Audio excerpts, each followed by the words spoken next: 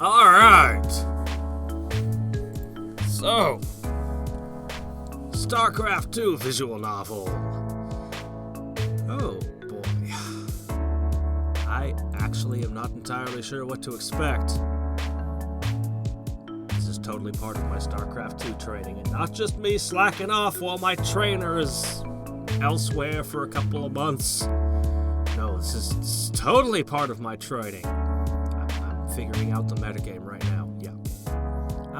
Should we start with options? Looks good to me. Alright, we'll just hit new. I'm tempted to poke at the extras and find out, but SC2VN is a visual novel about Starcraft in South Korea and the people who play. Yeah, I know. I know that. I don't think I could have downloaded this without knowing that. If you're new to eSports or Starcraft, no thank you. Or you can watch the scene later. Nope, we're good. I mean, should we?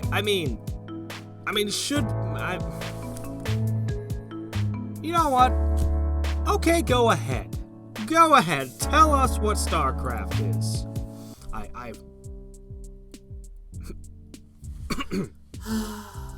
Oh my gosh, it's gonna be voice acted. Okay. Hey, Timmy, long time no see. How's it going? That's some high-end animation there. Oh, hey, Day 9. Not too good. Well, so far it turns out that Starcraft is a fascinating game.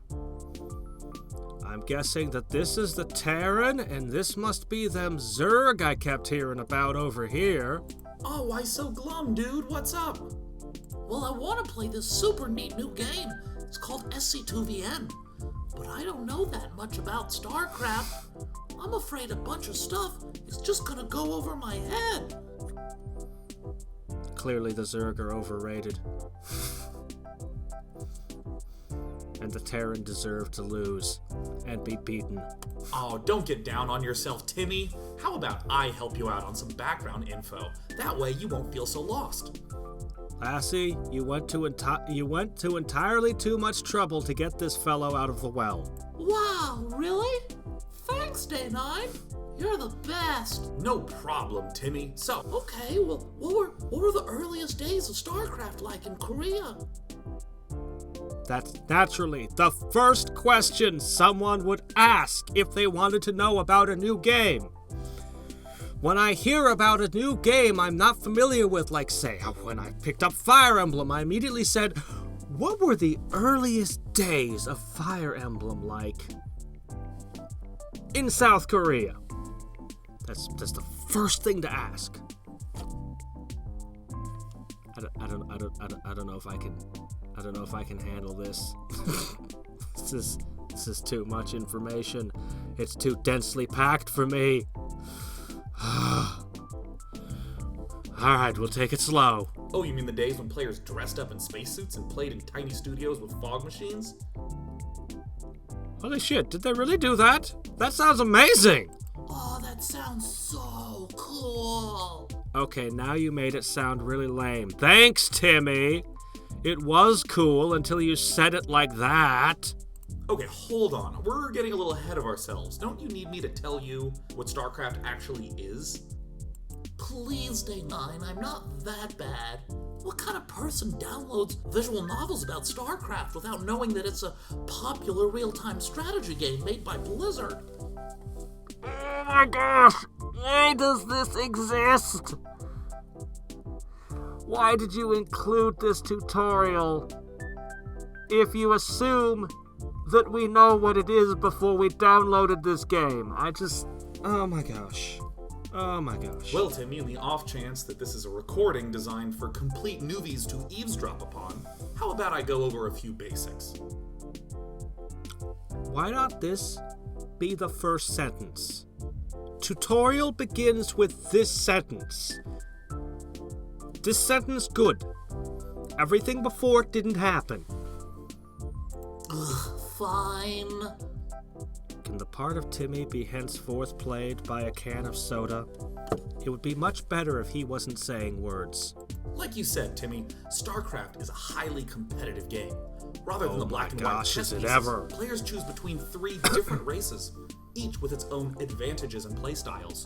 The powerful, enigmatic Protoss, the scrappy, efficient Terran, or the swarmy, insect-like Zerg. For 15 years, Starcraft has been played professionally in South Korea. Scrappy?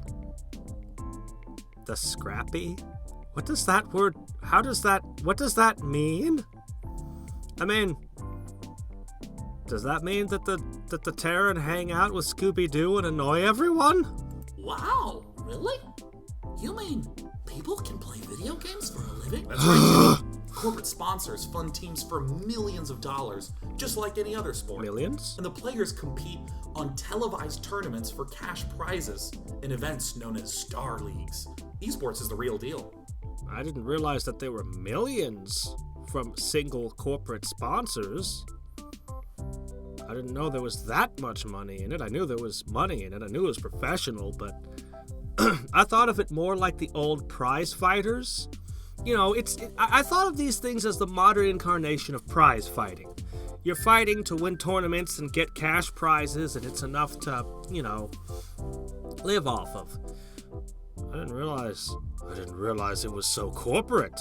Okay, so I did learn something today. Yay! And people actually tune into the tournaments? They watch StarCraft on TV? I knew some people who were in Korea years back who came back and explained to me that there was a channel 24-hour on television dedicated to just watching StarCraft games. Also, there's football stadiums for games like StarCraft and Street Fighter 2 and other things. I can't believe it. Who voice acted you? Whoever it is.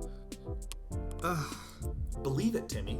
Those television broadcasts help expose StarCraft to non-gamers, and fans began to follow esports not only because they played the game themselves, but because they could get invested in the players, personalities, rivalries, the storylines. You mean like professional wrestling, but with StarCraft? Oh, I guess that makes sense. So, esports became popular in Korea. Shut up, Timmy. StarCraft was certainly successful in the West, with a ton of great competitors existing from all over the world. But StarCraft didn't really catch on as a televised esport anywhere else. Yet. So as a result, the Korean players, with their professional training and their televised tournaments, were head and shoulders above everyone else. They really are. Although the Europeans are competing quite well these days. Well, okay, the Koreans were better in StarCraft 1, but wasn't everyone on an even playing field when StarCraft 2 came out? No. Well, at first, yeah, but you have to remember that Korea already had an infrastructure for televised esports. They simply rolled that same regimented practice schedule over to StarCraft 2. And also, they had a bunch of people who were really good at playing StarCraft, and the mechanics didn't change all that much between 1 and 2. I mean, yeah, they changed some critical things, but if you were good at Brood War, you'd still be good at StarCraft 2. You'd have to learn some new stuff, but it's like learning how to play an instrument. It's like learning how to play a violin and then switching over to guitar. Yeah, this is different. I mean, it really is different, but it's not like picking up a guitar when you've never touched an instrument in your life. It translates. Hey, at the moment, this is an educational film. It's gonna turn into a game at some point. But I made the very unfortunate mistake of saying, sure, go ahead, tell me what StarCraft is. Because I was morbidly curious. And even though everyone started the same, quickly, Korea left the rest of the world in the dust. Only a handful of non-Korean players have ever been able to put up a challenge. Nothing really compares to the Korean team house. Like I said, we've got some people, but then again, this game was made years ago, so. What's a team house? Come on, Tim, you can figure this one out. Yeah, Timmy. We'll throw you back down the well if you don't. If you can't... You know what? You don't look like you have two brain cells to rub together, come to think of it. A for effort, Timmy. It's pretty much what it sounds like. A team house is both living quarters and a practice environment. Holy shit, it's a boarding school for Starcraft players. Coaches and managers add structure to a daily schedule, they match you up against practice partners in a way that's more productive to you, and because everyone lives together, they're talking strategy all the time. It's pretty much unanimously agreed upon that Korea is the place to be to get better at StarCraft. Yeah, I ain't competing with that. I ain't trying to compete with that. Nope. As a result, Western pros head abroad to train or boot camp pretty regularly. Wow, I feel so enlightened. All of this knowledge. Thrilled to be of service, Timmy. Anything else I can assist with? Yeah, I think that covers everything, Mr. 9. Now I can read SC2VN without Googling every file. Totally. Anyways, Good luck, Timmy, and try. Okay. Alright. You kicked me back to the title screen! Really? You kicked me back to the title screen. Okay. You can select the gender of your main character. I could play as a guy, or I could play as a guy.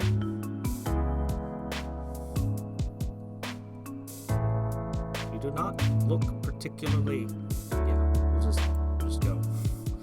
The choice is mostly an impact about how they appear. Yeah, okay. So, not likely to see major romance subplots then. Alright, fine. Yeah, sure. Yeah, go ahead. Do that.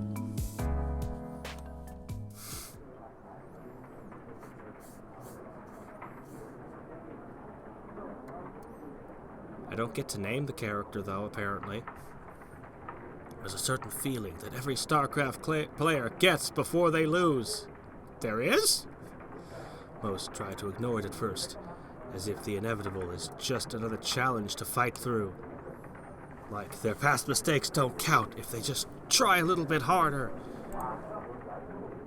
Now you're talking about in the middle of a match after you've already lost half your probes to a doggone oracle you should have scouted.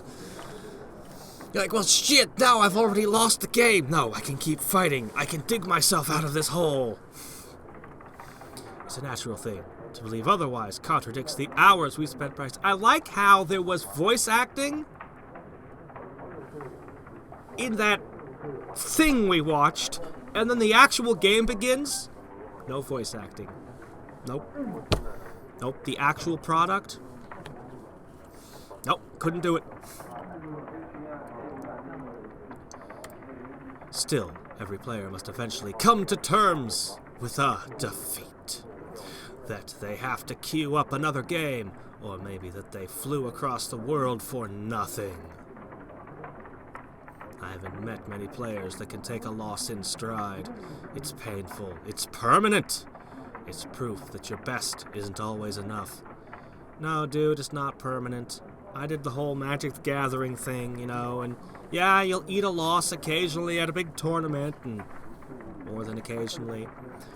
But it's not some permanent, crippling psychological condition. You get over it. I don't know, I just finished one, but I've got, like, more of them. At the moment, I was trying to increase my gem count a little bit to help. I'm just gonna click on it a whole bunch for a second. Don't remind me of things outside of this game, or else I'll start interacting with them. Oh, all my pet campaigns are done. Oh. I can really quickly take care of this, too. And then rebirth. And wait a minute, how are my trimps doing? Oh no, I need to open a maps. Let me see, I think I can go +3, no, +4? No, +3. Yeah. I mean, I am in no way distracted by anything else. I am most definitely not playing other games right now. I am thoroughly absorbed in this, faceless man's monologue. This has been the same piece of art. We've just kind of been hanging around looking at it from different angles, haven't we? Long after my elimination, I remain at the PC with a blank look. What eye? You don't have eyes? Maybe he does have an eye. Maybe he's a Cyclops. Clicks shoot from my finger as I leap from page to page. A tournament update mentions my defeat in passing, but no one acknowledges it. When my frustration fades, I'm left only with guilt. I should have practiced harder.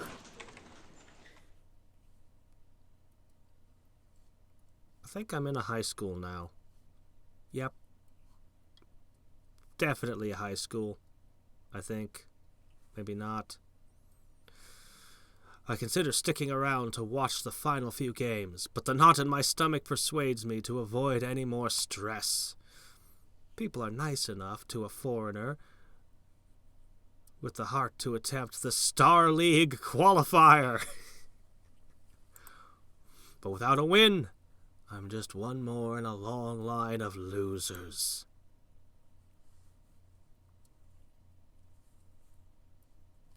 Hundreds spend their best years chasing the eSports dream. 1 in 50 make it.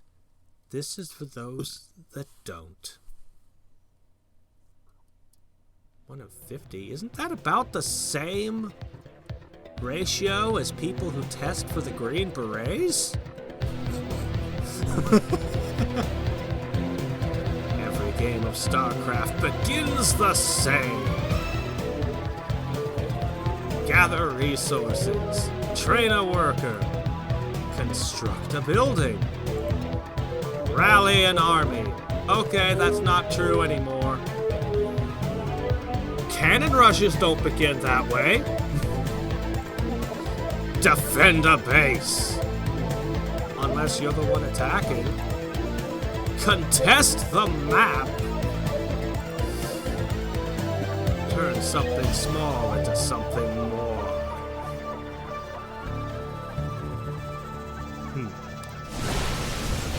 The game is punishing, it's stressful, it's draining, it builds you up and tears you down.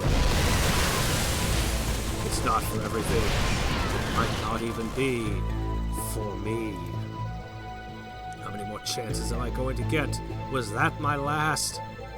Is this gonna? I'm kind of hoping that this is the Hikari no-go of Starcraft. Lead our main character to get possessed by a ghost.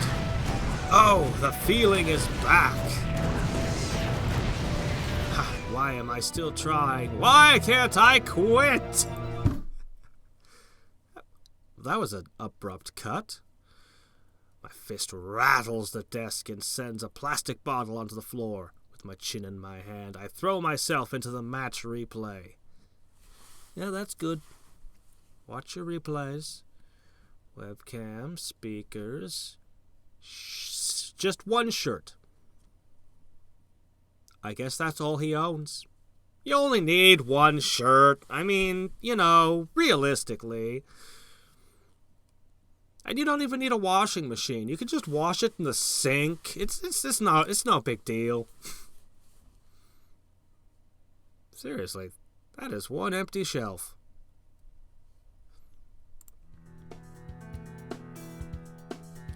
I forced down a measured breath. Losing a throwaway ladder game shouldn't bother a player of my rank. Hey, it'll bother you no matter what your rank. Or not. Depending. There's really no connection to what your rank is. Okay. Press escape to get at the glossary.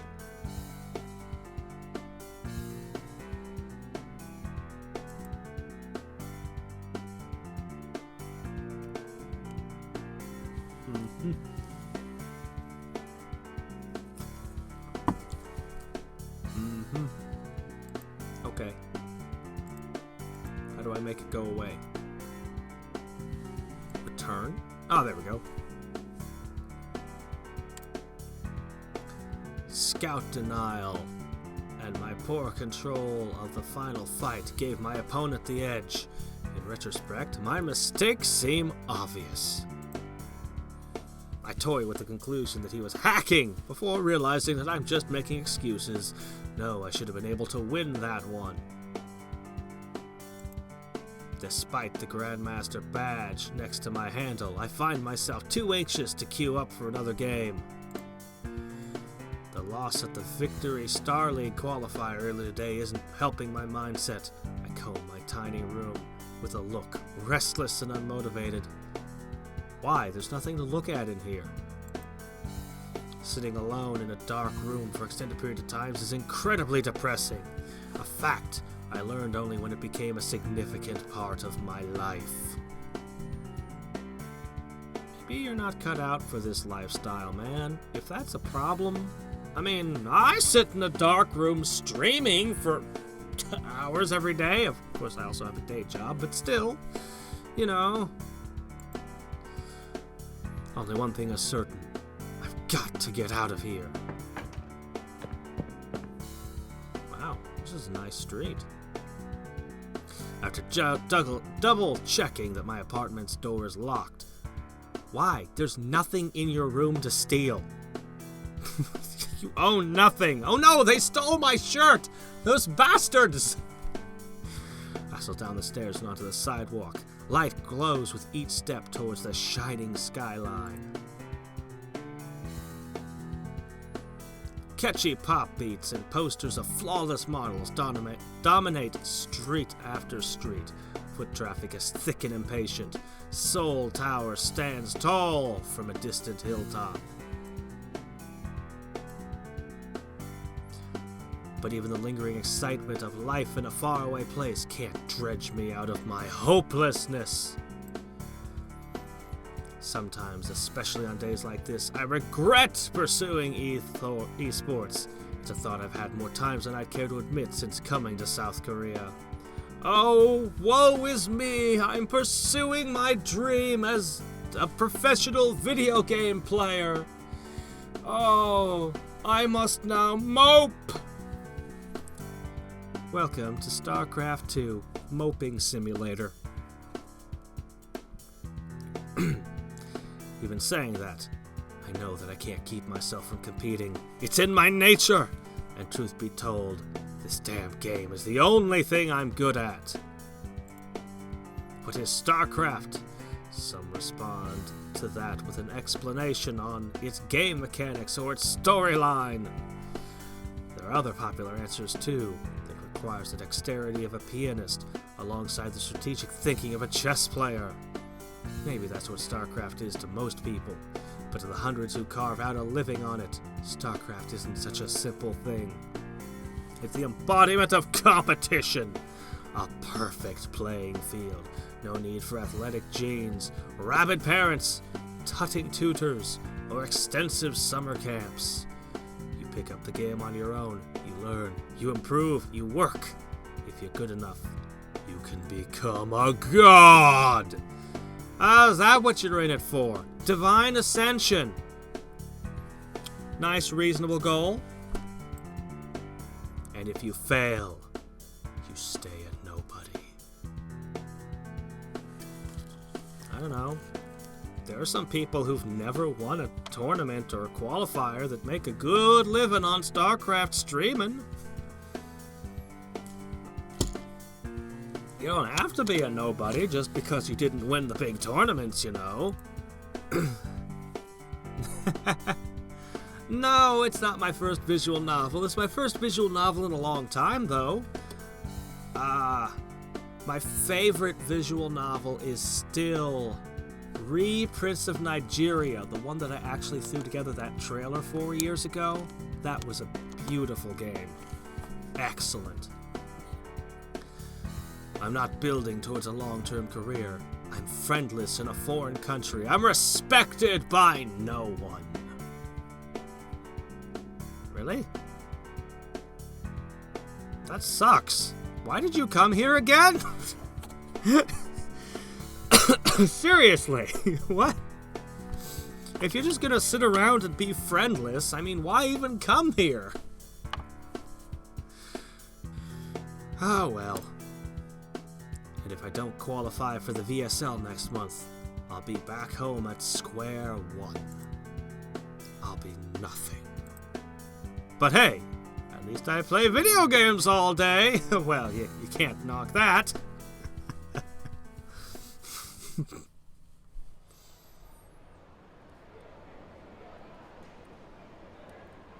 Are you completely sure you haven't forgotten? Oh, that's your mother.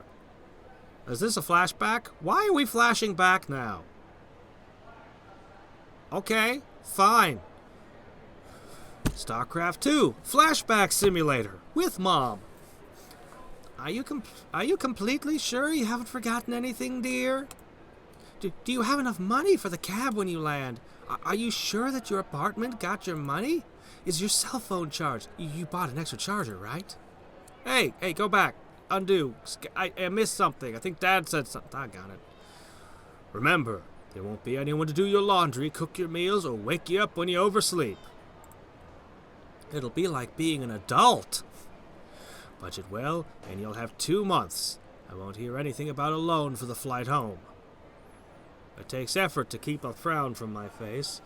I'm certain that my parents came to see me off so that they could say they did. I've already sunk the entirety of my savings into this. Now isn't the time for second thoughts. My dad gestures towards the security line and taps his watch twice. Go on. The sooner this is over with, the better. Come back in one piece, hon.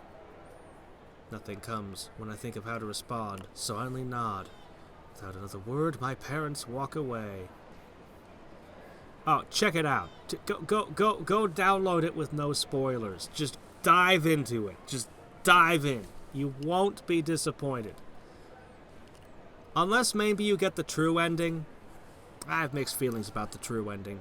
But everything up to that point.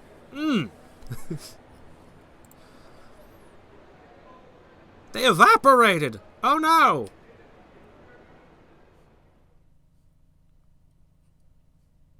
He has to make his own mistakes.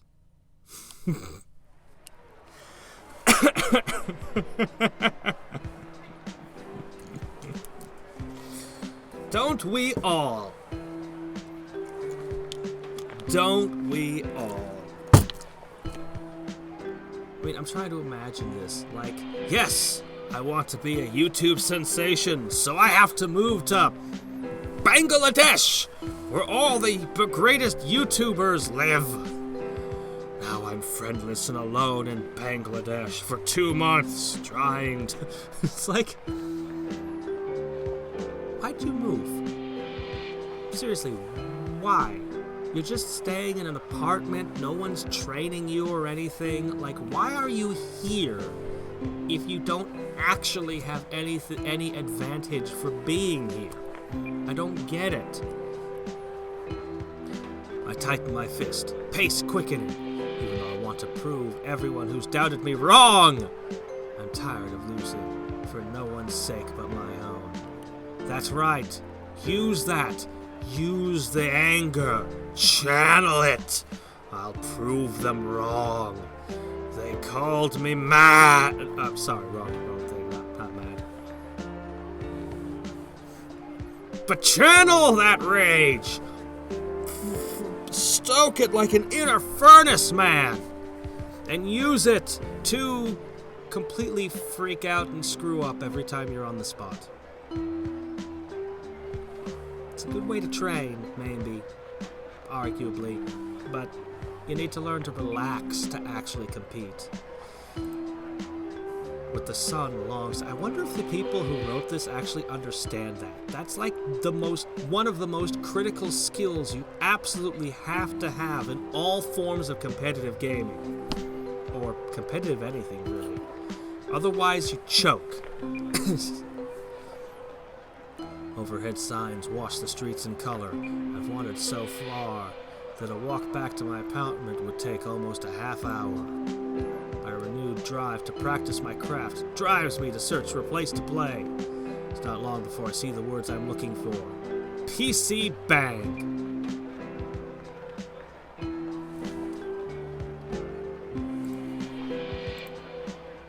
PC Bang is a type of a LAN gaming center where patrons can play multiplayer computer games for an hourly fee. PC games remain popular despite the spread of household computers, as they provide a meeting place for gamers. We used to have a shop like that, Atomic Video Games. It was great. Then it went out of business. I missed the sale when they sold everything. They had like this gigantic selection of rental games. I'd have been all over that if somebody had told me it was going out of business before it did. It's been years and I still regret the missed opportunity. We don't really have any other gaming stores other than GameStoop, and I don't see those going out of business.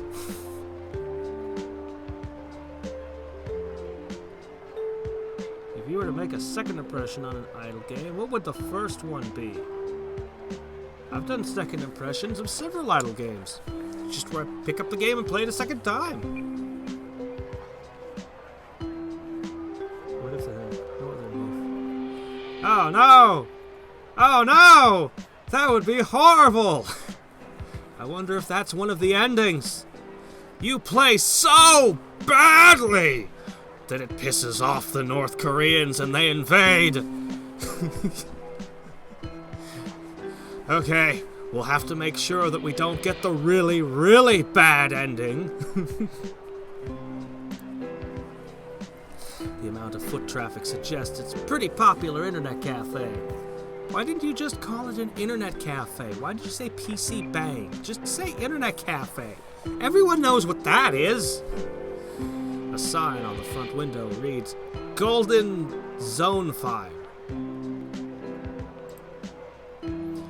Though I've only visited them a few times, PC Bangs are one of the things that interested me most about Korea when I first got into Starcraft. Don't tell me you traveled halfway across the world just to hang out at internet cafes. Duking it out for champion status of a neighborhood cafe is old school cool. Like the type of western where the sheriff defends his turf against upstarts and outlaws. Okay, I can kind of see this now. Hold on. I kind of see this now. I'm seeing a movie done up like an old kung fu movie. You know, when you beat up a dojo, when you steal their sign for some reason. Except with internet cafes and Starcraft, or really any esport, as you just go from neighborhood to neighborhood and you beat all their champions at their cafe and you take something. I guess they won't let you take their sign, but... Oh no, totally! An esports kung fu movie. You structure it exactly like a kung fu movie. You beat up the main character in the cafe and bully them early in the movie. They get the old wise sensei that trains them. Oh, that would be beautiful. That would be perfect. That needs to be a movie. I should gather some filmmakers. We should kickstart this shit. It would be perfect. Oh man. Alright, let's see. It's an ideal that's a little bit dated these days. Most StarCraft 2 competition takes place either online or in broadcast studios.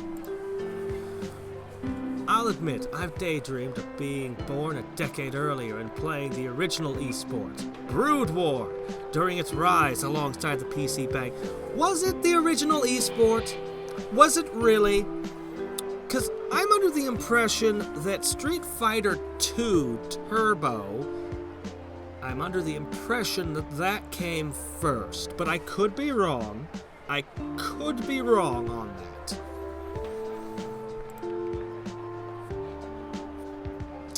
Better time, or so they say online. Yes, but everyone says that the past was better. Nostalgia glasses. Though Brood War didn't have to deal with patches shaking up the game every few months, and changing how your units work, at least. I trundle up the stairs and pass through a doorway, immediately struck by the size of the place. There has to be at least 80 computers. Oh, so big. The crowd is too large for an ordinary evening. There are more people than there are PCs. Doesn't look like it. Look, there's a free chair there. There's a free chair there. I indulge my curiosity on the first person I see. A dark-haired guy observing a match of Starcraft 2 from behind someone's shoulder. Excuse me. Is there an event going on? The guy turns to look at me. Like I'm speaking something other than Korean. After a brief silence, he responds, I have two-tone hair and a grumpy face. Are you new or something? Let me see. No, that's not the proper voice. What is the proper voice for this guy? No? But that would make him really old. That's fascinating. Is he immortal? What kind of voice does this guy have? Should I make him sleazy? No, he's probably a rival. I'm probably gonna have to deal with him all game. If I give him a stupid voice, I'm gonna regret it.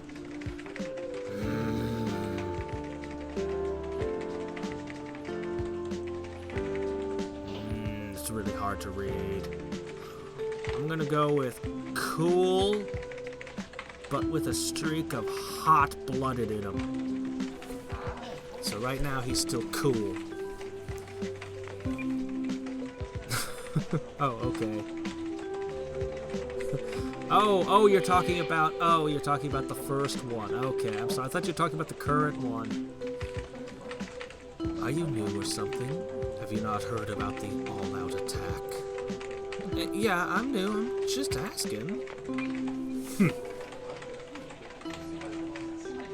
Okay. That's... Golden Zonefire hosts a Starcraft 2 tournament called All Out Attack once a month. It's one of the few places you'll find a decent player outside of an online cup or Star League. Or just go on to the ladder. You're in Grandmasters League. You'll be paired against other Grandmasters like most of the time. Or at least Masters League almost all the time. Used to be a Brood War tournament, actually. I see, thanks, man. Who are you here to cheer for? He only stares in response. The guy walks away with a shake of his head, mumbling something about foreigners. There's that little bit of holding in his hot-blooded nature, lest he punch him lest he punch us in the face. But his cool holds. The back of his shirt sports a Korean Pro Gamer Association logo. Oh, he must have been a Brood War fan. None of the Starcraft teams under...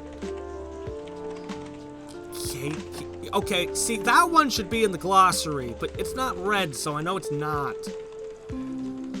Regulations compete in anything except the original game Brood War. Understandably, they didn't want to fracture a scene they've worked so hard to build up.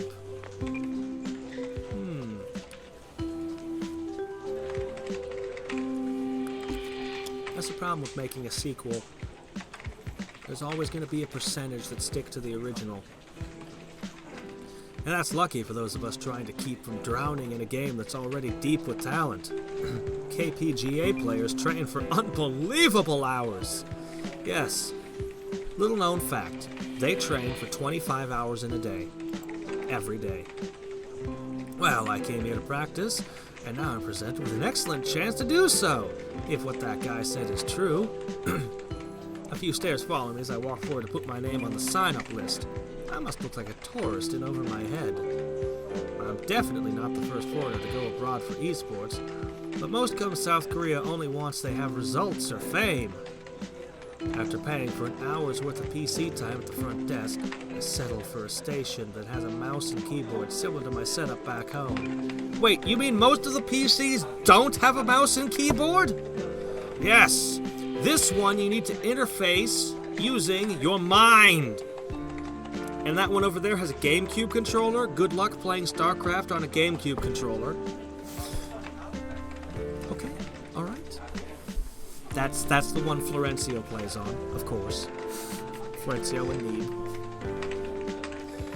That might look like a plant, but that's really the guacamole there. A few minutes later, I joined my opponent's game lobby just in time for the start of the first round. Yes, I'm stealing Pig's jokes. Deal with it. Referencing, honoring, yeah. His name isn't familiar, so I check his profile to see he's ranked midway through the Master League. Oh, not bad for a casual player. He seems eager enough by the rate he's spamming go-go in the pre-game chat. The game gets underway once I confirm that I'm ready. Okay, so we're Terran. Alright, what's our strategy? Mass Thors. Let me choose the strategy. I want to mass Thors. Workers, minerals, Vespane gas, and a command center. I start out every match with only these resources at my disposal. Wait, are there other resources than minerals and Vespane gas? You're playing a very different version of Starcraft than I've been playing. Maybe there's alternatives to them. I mean, there are yellow minerals, I guess. It's my job to turn them into something that can defeat my opponent. Surprise him! Do a worker rush! He'll never see— No! Do a planetary fortress run! He'll never expect it at the Masters League! Generally, that means I need to build structures capable of training units for my armor. Did you just put build order in the glossary? Really? Build order. You sure that somebody would pick up this game? This visual novel? Oh, I mean, of course, they have to find out what Brood War and the Ladder are, so I guess that's fair enough. I mean, if you don't know what Brood War is, or the Ladder, I mean, okay, fine. My build order determines how my end of the matchup plays out. Shouldn't you scout first? Like, is your opponent Zerg? You're going Hellion, so I assume your opponent is Zerg, right? This game, I've opted for a quick Hellion attack. Not only will it offer me a chance to deal some damage to my opponent, but it will allow me to scout. Yeah, of course we don't know what scouting is. Of course. Okay, good, it is Zerg. But it seems I don't have much to worry about. My opponent went for a greedy build order, focusing entirely on his economy instead of his army. Hellions are good for dealing with that.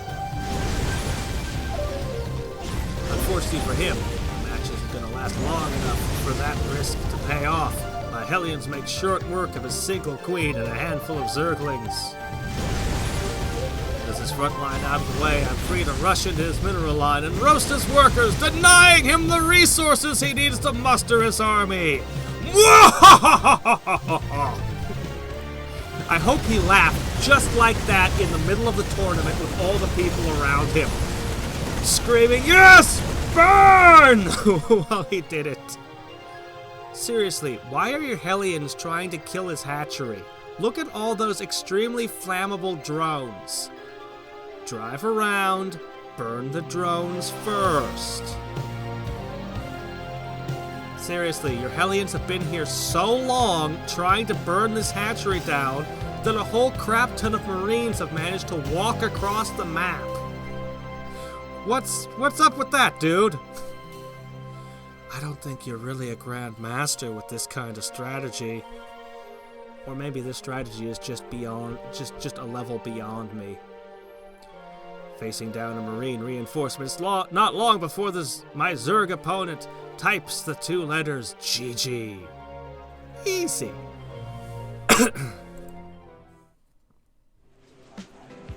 As soon as the victory screen displays, anxiety floods out of my body!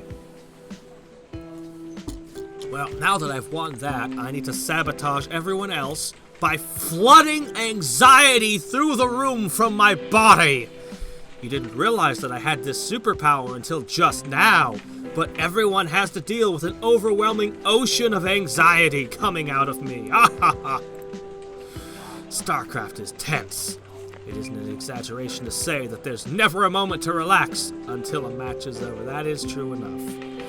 The moment that you think you're safe, you're not. Yeah, Starcraft's got a really good soundcraft. Oh, alright, fine. We'll look at the glossary. It's fine. We can do this. Scouting. It's looking. It's just looking around. Build order. Yeah, it's just what order you build things. GG. Good game. Failure to offer GG is seen as disrespectful and is an offense that some leagues will fine players for. Really? Wow, I didn't know that. Huh. A fine. Okay, I did learn something from the glossary today.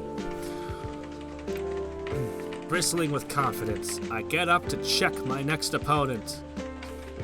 I'm going to bristle him with my confidence. And it's Excella. I draw my lips in a line and let my soldiers slouch. Well, that's the end of this tournament run. Accel is one of South Korea's strongest Terran players. He's well known for his old school cred, balanced playstyle, and friendly banter.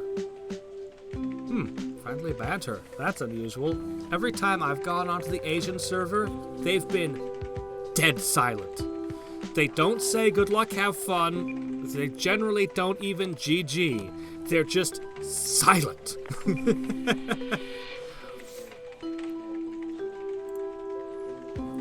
He lost in the round of 8 of last season's VSL. A respectable finish, but not a high-paying one. From what I remember, Cell was a damn good Brood War player. But he was out of his prime when the sequel hit last year, so it makes sense that he switched. Last year, I see.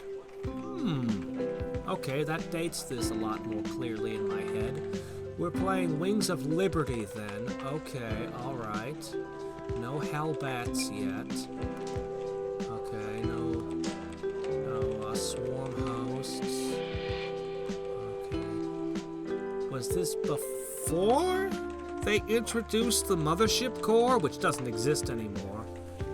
Oh no. Anyway, you're fighting another Terran. He's old-schooled, so hit him with something new and unexpected. Don't get into an old-school macro game with him. That's what he specializes in. While I'm considering what sort of rush... Yep, a rush I should do to steal a win, I feel a tap on my shoulder in turn.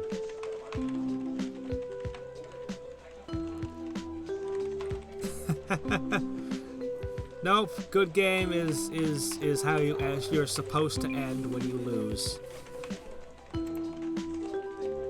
There, so you are a foreigner.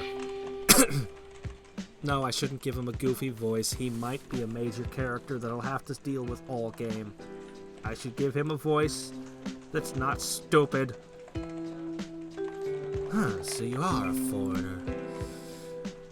And find none other than the man himself standing there. This is a bit surreal, considering I've followed Acel's play for about as long as I've been into Starcraft. Luckily, his nonchalant manner disarms my surprise. Yeah, I think we play next round. I'm Mach, a Terran. He misses a beat before regaining a smile, likely surprised that I understood, and then answered him. Yeah, I saw you won your game. Not bad. It's not common to see foreigners at all-out attack. Are you on a team? No, I'm trying to find one, though. I'm sure you know how that goes. I grin stupidly. which Assel doesn't seem to mind. He pauses to scratch his cheek before responding. Up, you're meeting one of your heroes, so now you're going to say stupid things and act like an idiot. Welcome to life. Good luck. Don't expect another easy match. You too. Thanks. God damn it, at least he laughed. My stress from before is mostly gone. If I lose, big deal. I'm expected to lose. If I win, well, I need a sell. I'm still chewing over which cheese I should perform before finally deciding to just play standard. I shouldn't squander the rare chance to practice against a top player. Want me to define these? Cheese. Any strategy that relies on your opponent not seeing it coming. Standard. Okay, do I really have to define standard? It's just a normal macro game. Let's see if I'm right. What do you think? An unexpected strategy that relies on lack of information to surprise the opponent. Cheat builds typically revolve around an early attack that, if undetected, is more difficult to defend than to execute. Standard refers to a balanced playstyle meant to cover as many of the opponent's options as possible. Favors a solid, well-rounded skill set. Top players utilize standard play for the majority of their games. Most top players. Maru notably does not. Or SOS, or quite a few others actually. Quite a few of the top players are a little bit crazy these days. I think in large part, I think a large part of it's just because Maru spent years being like the greatest player on Earth, and he's quite cheesy.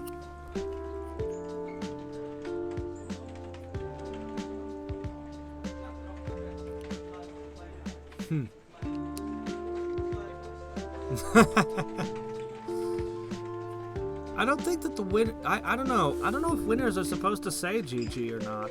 Honestly, what usually happens is when you realize you've lost, you hit GG and then you immediately hit done. You just quit. So generally, the winner has no time to say anything back because it's just like you see a GG and the game just goes to the score screen. You're like, oh, okay. Excel? Oh. Good name, Excel. Doesn't look like it would be pronounced like that, but okay. He and I banter back and forth in the pre-game lobby for a bit before the game gets underway. Dun dun dun dun dun dun. I haven't gone up against a player strong as Excel in a while. There probably wasn't a single person at the VSL qualifier at his level. Okay. Marines and tanks. I'm probably about to crush me. No, don't say that.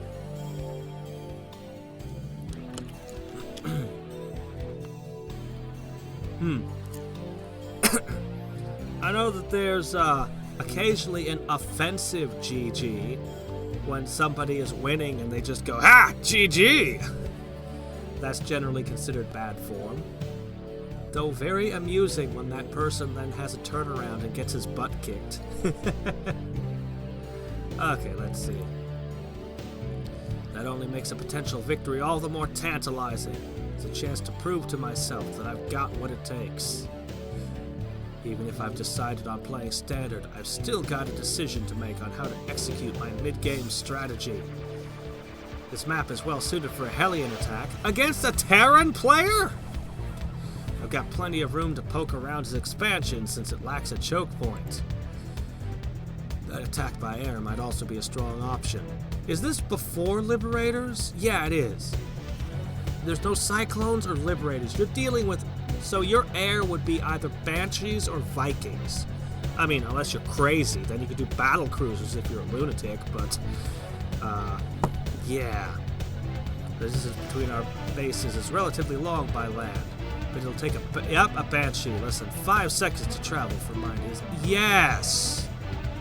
Oh my gosh, you're 1 year after Wings of Liberty. Banshees. Banshees were the bane of Terran players at that time. And TVT was all about who got the Banshees first. So, naturally, he'll be expecting them. He'll be expecting the Banshees. I'm confident with both styles. It's just a matter of how I want to execute the attack. Do I get a choice? He's expecting it. It's the expected play. But Hellions? No, you don't want to use Hellions. So we'll go with the Banshees. I cut all extraneous unit production to get out a Banshee as soon as possible. The earlier I'm able to hit, the less of a chance Excel will have the right defenses. Did you scout? Please tell me you walked an SCV across the map to at least take a peek before doing this. This is a cheese, you know. I mean, if you see early enough, you can cut out of it and not actually research Cloak and build a Banshee maybe and switch out for something else. But once you've built the Banshee, it's done. You're committed. With my Banshee en route, I clear out the path to his base with a handful of Marines. Denying information to my opponent is important, even if I don't plan to attack him from that blind spot. Oh, interesting. I can do this. Cool. I'll remember I can do that. It seems to have been the right... Oh no! He doesn't have a turret! As his Marines are out of position and my Banshee arrives at his base, I manage to secure a few worker kills before ordering a retreat. Yeah. Okay. Since I didn't lose my Banshee, Excel has to spend minerals on air defense. Knowing that, I prepare to transition to a full on-ground army.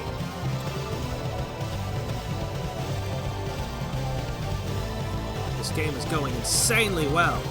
Though Excel took his expansion before I did, the damage he took puts us on even footing. Your Banshee could have picked off his SCV while it was building his expansion. I follow up with an army of Marines, Marauders, and Medevacs. It's MMM. Don't use the word dropships, those are Medevacs. MMM, not MMD.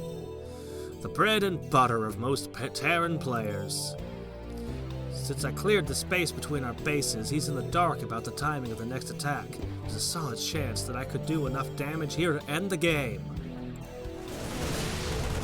But just as I arrive at the outskirts of Excel's expansion, one of his dropships unloads a handful of Marines in my base. That's gonna slow down my ability to reinforce. But does he have a tank? Whoa, shit! If I focus on the drop in my main, Excel rushed into the army I left outside of his base while I wasn't paying attention.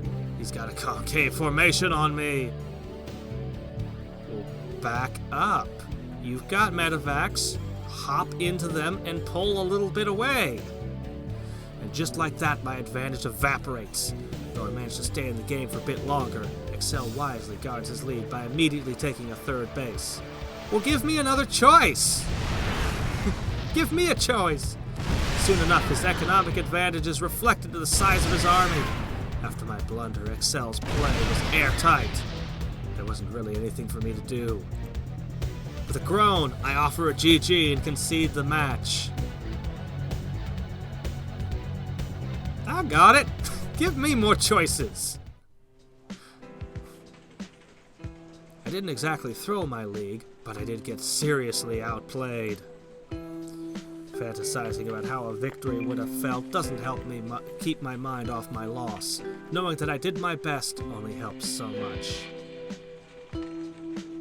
He's an aspiring esports player. He's in the Grandmasters. He's playing against an actual esports guy and just got his butt kicked.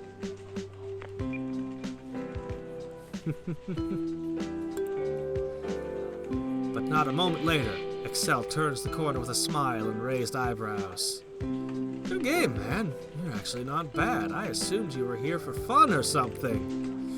But, as we all know, Starcraft is not fun. And when you showed that you were not having fun, well, I was impressed. Thanks. I am for fun, though. You play well. I'm gonna continue to have him, like, fumbling all of his words in front of his hero here. I'm surprised. Most foreigners don't hit timings like that. Good vision control, too, and your scouting was top-notch. What scouting? He didn't mention anything about scouting. You're really not on a team? Are you at least staying at a team house? Oh, are you studying abroad? No, nothing like that. I'm just living in an apartment by the VSL studios. So you came to Korea alone and on your own dime, and you're not just visiting? Yes?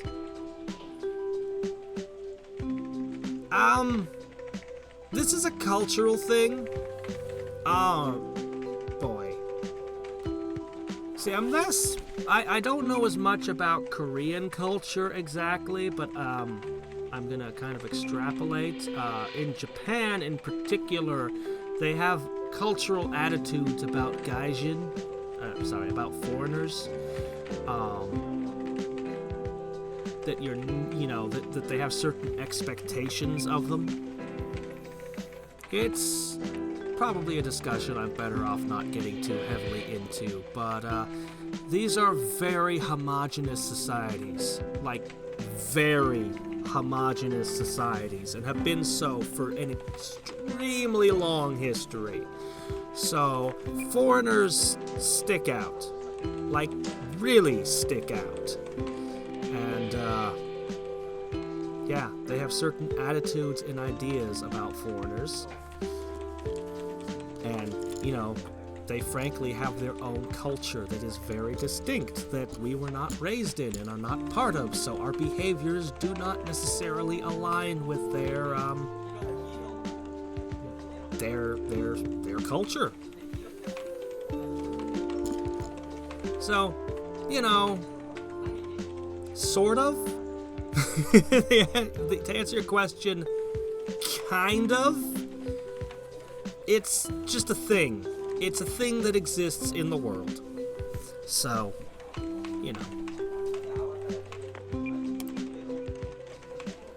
I do my best not to seem awkward about my answer, but any reason to worry disappears when Excel smiles. Takes some serious guts to move out here like that. I can't think of a single person who's made it out here on their own. A few nearby competitors watch our conversation. It's probably not often that Excel gives his attention to a random nobody he crushes early in a bracket. I've got some time before the next game. Let me introduce you to a friend of mine. And you're in! With whatever team this guy's part of. He's got connections. Remember, it's not what you know, it's who you know. Sure? With a nod, Excel leads me from the PC area to the back of the cafe. Is it the guy with the red hair? We pass a number of known players on the way there, most lounging around no differently than the cafe's other patrons. Maybe they aren't that different. I guess even professionals like to kick back with a tangle of chords and a rush of caffeine every now and then. Caffeine.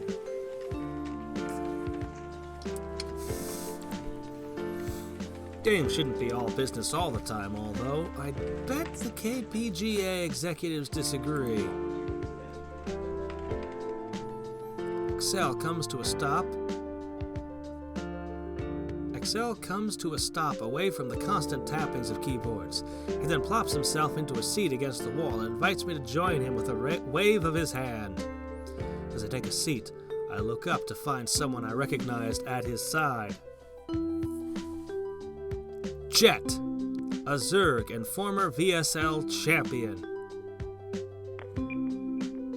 Another grumpy person.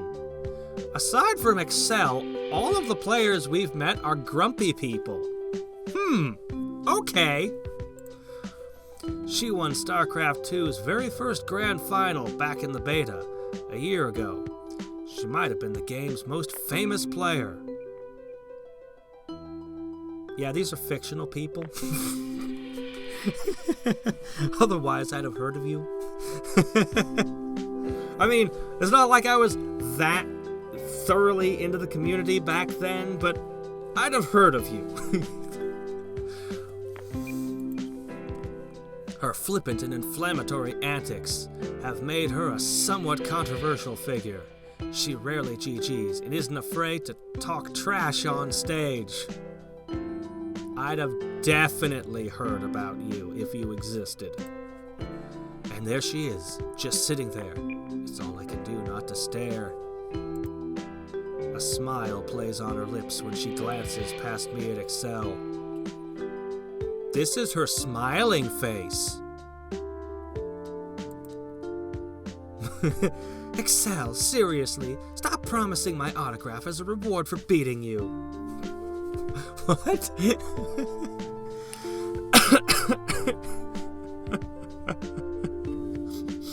Okay. Sorry, I just wasn't expecting that to be her the first thing to escape her lips. Hilarious. He can understand you, by the way. Who are you up against next round? Some Zerg dishwasher on LHT slash. Ugh, I hate ZVZ. Oh, I don't know what ZVZ was like at that point. Was it the dance of Zerglings and Banelings rolling around the map like crazy for long periods of time, even back then? I'm not sure. Jet rolls her eyes back to me. With a brief appraisal, she lifts her chin and speaks a single word. Poo. No. Name? What? I'm Mark. I'm Terran. I'm teamless. Jet shifts her gaze back to Excel as if to ask, did you bring this noob back here? Yeah, of course. Right, just a reminder, even when you're a grandmaster on the ladder, you're still a noob among the pros. Before she can actually say anything, Excel comes to my defense with an easy smile. Hey, cool it with a judgment until you've seen him play. Plus, have you ever heard of a foreigner that came out here alone, just for Starcraft? My man right here did. You have to admit that's brave. If that endorsement wasn't convincing enough, he offers one of his classic grins for good measure. The response seems to satisfy her. For now. Dun dun dun. Let me see.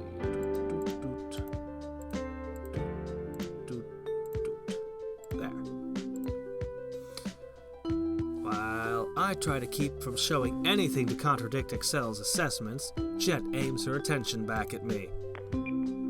Didn't see your name on the list of people who made it past the VSL qualifier. How'd you place? Don't ask that question. I lost my second match, the qualifier before that. I dropped out of the final game of the last series. 2 attempts without making it, huh? Hard to tell much from that. Mainly depends on the bracket you had. How do you live out here with no team? Do you stream or something? I used to stream, but I don't get enough viewers to make any money. My following was pretty small. Small is an understatement. Non-existent is closer to the truth. In other words, you have no personality at all. That's fine. I'm used to playing games where the main character has all the personality of wet cardboard. It'll be okay. The story will still happen around you. So your parents pay for everything? No, I'm here on my summer job earnings and a little bit from my grandparents. How lucky, I never got any handouts. This isn't going well. Still, Excel looks as collected as ever, watching with a smile as the interrogation continues. Yeah, he just brought you back to watch you get interrogated, that's all. This is what he does for amusement. He's secretly a dick. Did you ever play Brood War? Not really. I mean, I had a copy as a kid, but I wasn't good. Had to cheat to even... Oh my gosh! To finish the campaign, you had to use cheats? We'll assume that he was 2 at the time. Oh. Then you were only a little bit worse than Jet. Jet scowls silently at the jab. It's true that the 2 years she spent playing Brood War were mostly unremarkable. What, do we know that? I guess we knew that. Because neither of these people said that. Maybe we're psychic. Or maybe more likely our character just obsessively stalked these people because they're pros. This is your first try at the professional gaming? When I nod, she gives me a hard look. Why are you out here? What do you mean? I'm sure you're aware of your chances. It's been more than 5 years since a foreign pro gamer accomplished anything noteworthy in Korea. I know what she's getting at, but it's not like I have a particularly great or unique answer. I scratch behind my head and look away. I mean, why else? I want to become better at Starcraft. Everyone knows that Korea is the place to do that. And why is that? Excuse me, I was trying to read that. Don't interrupt me! I'm just gonna scroll back. Well, because the best players are out here. Also, I've studied the language for a while now, so that I have a... No, I'm asking why you want to become better. Oh. Ow! Feels like she's forcibly extracting the truth from me. All the same, I can't leave her expression unanswered. I do my best to avoid showing the embarrassment I feel in my honest response. Because I want to be the champion and beat both of you and everyone else. Or at least show that I can compete at that level. Everyone who plays this game wants that, don't they? Right about one thing. Every idiot that makes it to Grandmaster and takes a map off a good player thinks they're pro gamer material. A champion, huh? Sheesh. She clicks her tongue and sighs, but doesn't seem displeased. Well, at least any more so than usual. I wouldn't have much ground to stand on if I disagreed with her. Jet is one of the few who has accomplished what the rest of us dream about. Don't be so harsh. His style is solid and he stood toe-to-toe with me for a while. With enough time, he could compete. Oops, I didn't mean to do that. What do you think? Why don't you practice with him a bit? I could. No harm in giving him a chance. Wait, back up. What just said? Did you just say practice? Did she say yes? Yes, that's right! You're going on your first date! She's gonna kick your ass! Excel answers her with a pleased expression. Jet takes a moment to stretch out before again crossing her arms across her chest. Aren't you two in the middle of a tournament? Don't you have, matches you have to play? Stop staring and say something, Mock. The sound of my name wakes me up from my stunned silence. I jolt upright and offer a flurry of nods. Don't shake the screen like that, okay? Sorry, I say yes. I definitely say yes. Jet and Excel watch me in silence until I lower myself back to my seat. It takes some determination to come out here alone. How many times are you going to say the same thing? Let's see if it translates to wins, eh? With a thumbs up, it's settled. I have somehow found myself with one of the best practice partners in the world. You're going to experience great and terrible misery. She is going to rip you a new one over and over and over and over. But that's how you get better. It's very frustrating, but it does work. I really hope this isn't just for the novelty of playing with some random foreigner. Excel, it's about time to get back to that all-out attack. Wouldn't want to be DQ'd if we'll be matching in the semis. Can you be certain that you won't lose to Mock already? What if this was my way of saving face? No, that I didn't lose. Ha! Funny. Have you lost to a foreigner even once? Look at that grin. That is an evil grin. That's someone who's about to do something unpleasant to someone. That's what that face is. Hey, you never know who's playing on a barcode account.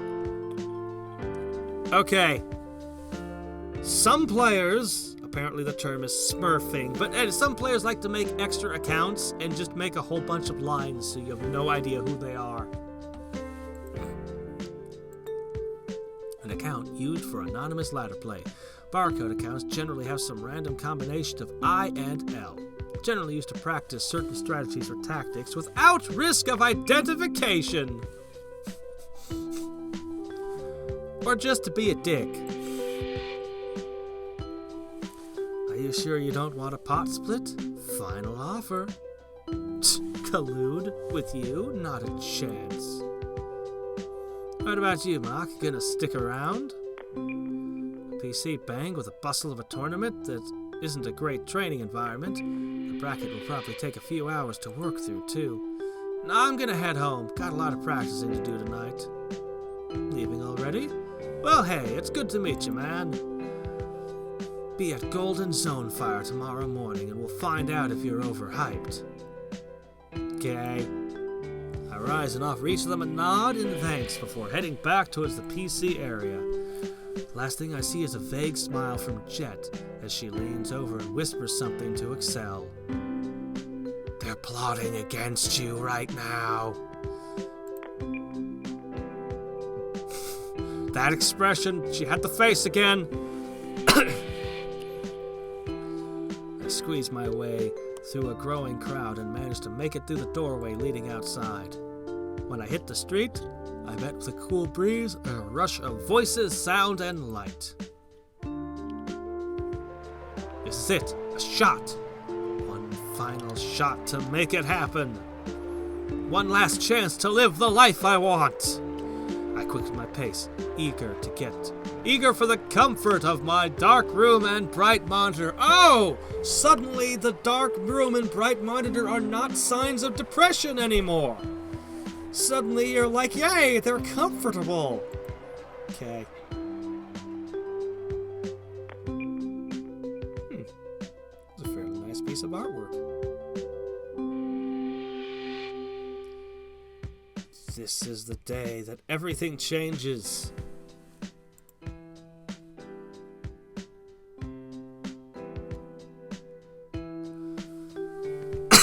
What? Oh, well, that was a fun game.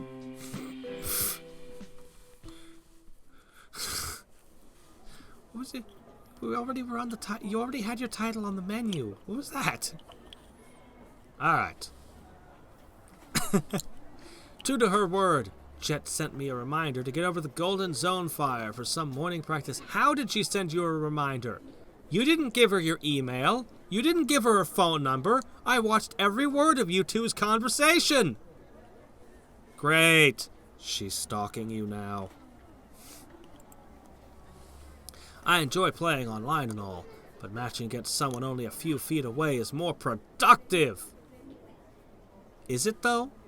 Is it really?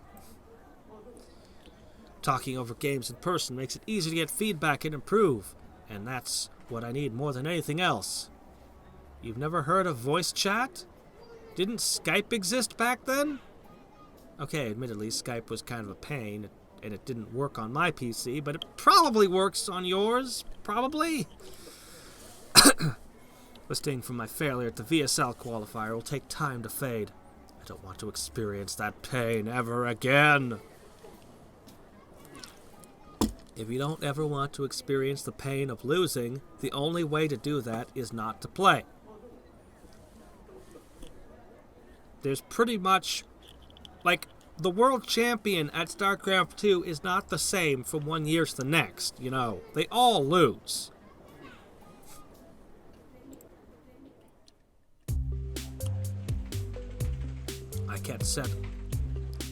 I catch sight of Jet in the middle row, her attention locked on a ladder game. Without disturbing her, I take a seat at her side and watch the match unfold. Furious taps and clicks rattle her keyboard. Her focus never drops from the game, much less her monitor. She's ahead, though not by much. It's not long until she extends her lead into the late game and, a few minutes later, heaves a sigh of relief when her opponent rage quits out. How do you know it was a rage quit? Did he start swearing? There's no need for me to consult my Korean skills. There's no need to consult my Korean skills to understand his final message? Oh, you mean language skills. Oh, okay. I'm sorry. I don't normally think of language as a skill, but I guess it could be. Zerg imbalanced. Isn't that what everyone says? Remove Terran. No, the Protoss is OP. No, the Zerg is OP. When all three races are all being called imbalanced, you know you struck just the right balance in your game. You actually showed. Color me surprised. How could I not? The better question is, how do you have free time to practice with some amateur? I'm the charitable sort, obviously.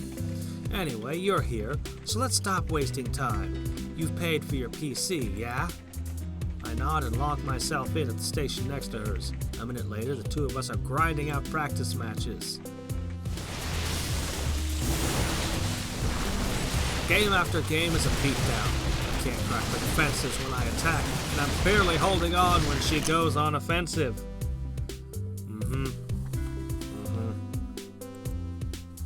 She's just as unforgiving in pointing out my mistakes as she is in-game. You all at the ramp We're all at your ramp to your natural is trash. How the hell do you get away with this? You're just asking to be busted. There's a gap!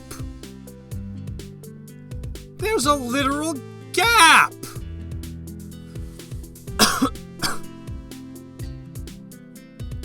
I'm used to seeing walls made out of barracks and factories and things.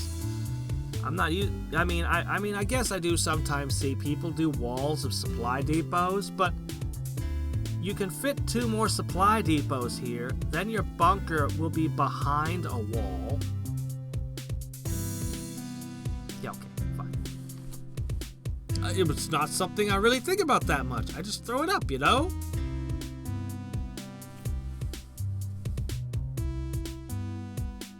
This is not a Grandmaster.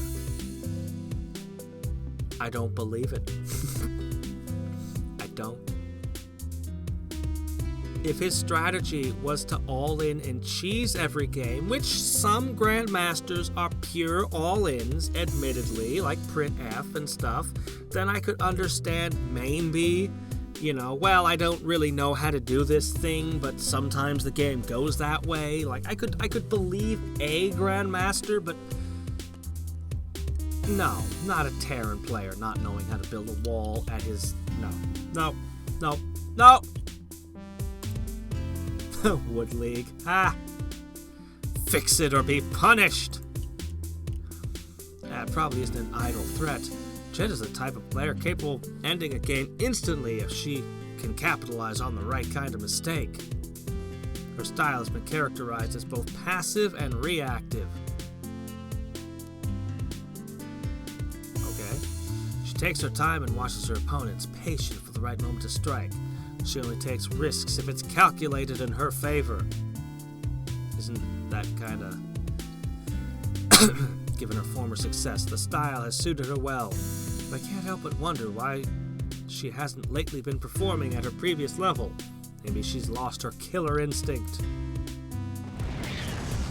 Guess not. A reminder of the skill difference between us as she rushes up the ramp to my natural and crushes my wall as promised. In the aftermath of destruction, she swarms my base and seizes an easy win. Jet revels in her victory with a predatory smile. Wrecked. With that many Zerglings, I don't think that 5 Marines and a bunker would have held anyway, even if the Banelings hadn't come in. It only takes risks if it's not a risk. Yes, of course. God, I remember, there's this one book I'd been hearing about for years. Everyone always raving about how great Ender's Game is. The book drove me up the wall. The book drove me up the wall because all the kids were all supposed to be like pros. Basically, short version, they were all basically pro gamers. Their game just happened to be, this laser shooting space thingy. And they kept stressing how brilliant Ender was coming up with his super genius strategies. And I was always like, for most of them, not all of them, some of them are downright weird, but most of them I was just like, no, the kids would have figured this out ages ago. No, the other players are all pro level. They would have not been surprised by this move of yours, kid. They'd have figured this out ages ago. Drove me crazy. I just could not accept that this was supposed to be pro level for what it was. Cool twist at the end, though. Before getting into the next game, I catch sight of a familiar face coming into the cafe. Huh. Isn't that the same guy from last night? You just said he was a familiar face, and then you don't remember? You're not sure if you remember him or not? Hey Jet, do you know who that guy is? I thumb in the stranger's direction as he passes by us, his attention occupied by a cell phone string. He's playing Flappy Bird. Jet trails a look after him, wrinkles her nose, and shrugs. He's a KBGA player. Protoss. What about him? Come on, get into the game already. Seriously? He was at All Out Attack yesterday. What's he doing outside of his team house 2 days in a row? They only figuratively changed their desks. Not all of them are shut-ins. Stop wasting time. Let's go! A double take away from Jet to find the player in question seated a few rows in front of us. And he's got the Starcraft 2 client open. Why would a KPGA player spend his practice time on anything but Brood War? The plot thickens. Means he's about to switch over from Brood War to Starcraft 2. Unless the whole KPGA is gonna switch over, surprise the world. Oops, crap, there we go. What? Oh no, hold on, you can't just... Before she can stop me, I wise and shuffle my way past the rows of computer. Jet shoots me a withering glare over the top of her station before ducking back down. Even though I've barely interacted with the guy, I can't help but feel a little anxious as I edge closer to his PC. Sure, he was a bit rude when we spoke, but the chance to challenge a KPGA pro is too good to pass up, especially if I'm trying to step up my game. He's about to jump into a match when I clear my throat right behind him. He suddenly alt-tabs and turns to regard me with half-lidded eyes. What? Excuse me, would you mind a practice game? No. I just hear you. He pauses, recognition flitting across his face. You're the guy from All Out Attack yesterday, aren't you? I nod sheepishly. His only reaction is to stare on. For a moment, he looks ready to dismiss me and get to laddering, but after a second, he nods. Alright, one game. That's right, you put me in my place. Come on, try it, man. With a final nod, I turn to my station. A moment later, he and I share a game lobby and are about ready to begin. He's playing on a barcode account. Typical. How have I still not managed to catch this guy's name? A sharp tap on my headphones announces Jet's return and displeasure. You're obnoxious. If you lose and embarrass me by association, I'm going to pretend I don't know you. Since when do you have... whatever? Acting like she owns me already? We're only on our first date, lady. Anything else Jet has to say is drowned out along with the sounds of the golden zone fire when I put the ear pad back on. He plays Protoss? If the idea behind practicing against a good player is to improve, I should probably play Standard. Still, the temptation to all in is always there. How sick would it be to grab a quick win from a KPGA player?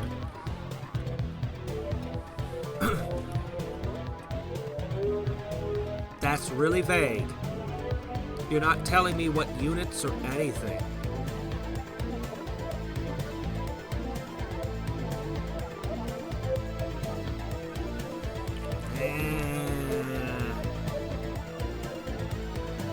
Take a standard game. You're gonna lose, but whatever. It's probably best that I follow Jet's advice. I opt for a standard macro game. The guy's build permitting. I take my natural expansion and begin teching up. The map progresses quietly with only a few brief skirmishes with his stalkers and my marines. Are you scouting? What's he doing? Tell me what he's up to. What is his plan? Alright, we're on a 2-1-1. No! Okay, we're going bio. Definitely bio. My scan shows he's not doing anything out of the ordinary. One of us has to move sooner or later. I start constructing my starport. It's already built! And researching my bio upgrades. I'm surprised to find they finished without any pressure coming from the Protoss army. Scout, scout, scout. I hope you have a marine running, or 2 marines running around checking all the minerals. He has a hidden base somewhere or something nasty. A turret might not be such a bad plan. He might go Dark Templar on your ass. This could be a good time for some drop play and try to snipe off his critical tech buildings. Yeah, get your marine drop in there. If I were to play aggressive drop style, I need to be confident in my control and in the fact that I can outplay him. On the other hand, this game has been exceptionally quiet. If I could get up another expansion, I'll have a serious economic advantage going into the late game. You can't do it. I mean, you did scan, but you already saw all those gateways. He's probably going to shoot them down, but just get your butt in there. Get some damage. He's up to something. Dropship play is a defining characteristic of a top Terran player. If I win with this, it'll be a good indication that I can stand toe-to-toe with the best players in Korea, but you're not going to win this. It's time to put my practice to work. I gather enough units for attack at my starport as the first dropship finishes. Medevac. Also, send the medevacs there. If it's too dangerous and stuff is gonna murder everything, pull out and just keep them as a threat. It'll keep him locked in, and that'll let you safely expand, sort of.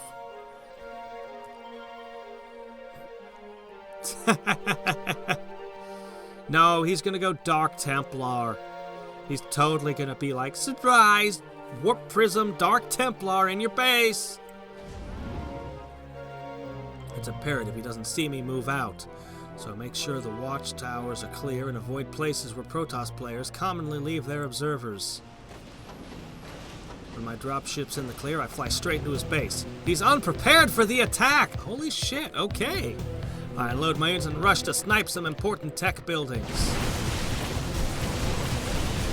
With my damage to his infrastructure done, my units retreat to the safety of my medevac. That set him back a ton. The game is going incredibly well, so I decide to pull back my aggression and build up my army for the final push. Keep the dropships going around. This is per 4 liberate. I gotta keep having to remember what units don't exist yet. So I'm too busy defending to get a decent standing army. When I roll in with my massed units, this is where you lose. He kites back, bobbing and weaving away from my forces while delivering potshots. Oh yeah, they don't have those things yet. The stupid things. The things that shoot out balls that explode. What are they called? Those don't exist yet. Oh my gosh, adepts don't exist yet. Stalkers, Zealots, Immortals, Archons. Oh, High Templar. He doesn't have any yet. I hate bio against Protoss because Colossi, Dark Templar, and the thingies with the balls. three different options that just... I mean, he has a lot of Marauders, admittedly, so they're kind of resistant to Storm. Kinda.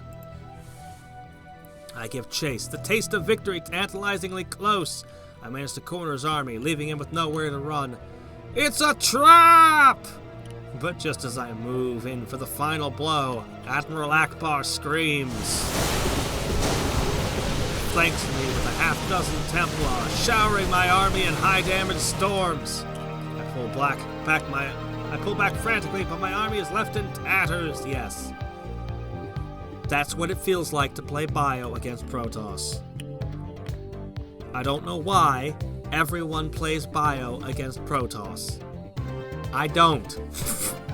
I'm like, you know what Storm is not very effective against? Thors! Storm does not work very well against Thors. I think I'll just build those. Oh dear.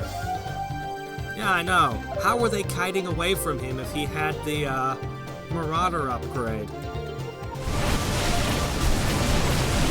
I try my hardest to gather enough units to mount a second offensive, but he continues to crush my attacks with only a handful of well-upgraded and well-microed Zealot, Stalkers, and Archons. Yeah. How the hell did this happen? My lead is gone. Storm. You can 200 against them. Go in, and if you're not really good at playing against Storm, where'd my army go? It's like, it's the worst. It's the worst feeling. It's just the worst feeling. Frustrated, I box all my work. Oh no! No! I box all my workers and charge towards his base for a final attack. With my SCVs in the front lines, I should have enough power to take a direct engagement. Not if he storms you again. Should have, if you were going to do an all-out with SCVs, you should have brought them with the last army. I mean, alright, fine, let's see how this goes. I roll through his fourth base uncontested. Yes, he's giving up ground because he knows he can't face me. Until his storm recharged and he warps in more zealots. Good grief, they probably have the amulet upgrade back then. His High Templar probably came into play with a storm on their hands already. Emboldened! Well, you're in an all-in. There's no emboldened about it. You're all in right now. I drive up the ramp leading to his natural to end the game! Don't be surprised. A storm. Actually, I don't see it. Find myself face to face with an ambush. My front line evaporates before I can issue the command. You can't retreat. You've all in. You sent your workers. There's no retreat. And he crushes what remains of my army a few moments later. I can't believe it. I lost. I can't believe I lost to a pro gamer. Yeah. I stare blankly at my screen for almost 10 seconds before I finally type GG and quit the match. I didn't have long to sulk in defeat before the KPGA player makes his way over to me with a smirk. As promised, Jed is nowhere to be seen. You actually know how to play. I wasn't expecting that. I'd have to try. Yeah, nice backhanded compliment. This game's going to be all about beating this guy, isn't it? He's going to switch to Starcraft 2 and leave the KP, I don't know, Letter Soup. He's going to leave the Letter Soup team. He's going to go Starcraft 2. He's going to become your Gary. And you're going to be all about beating him in the finals of, I don't know, the World Tournament? No, probably just a Korean tournament that I've never heard of. It's a compliment. Regardless of how conceitedly he said it. Though it's difficult to be graceful in defeat, I try my best anyway. I played my game as best I could, kept vision on you, dropped when I could. But it wasn't enough. Shucks, man. Sucks, man.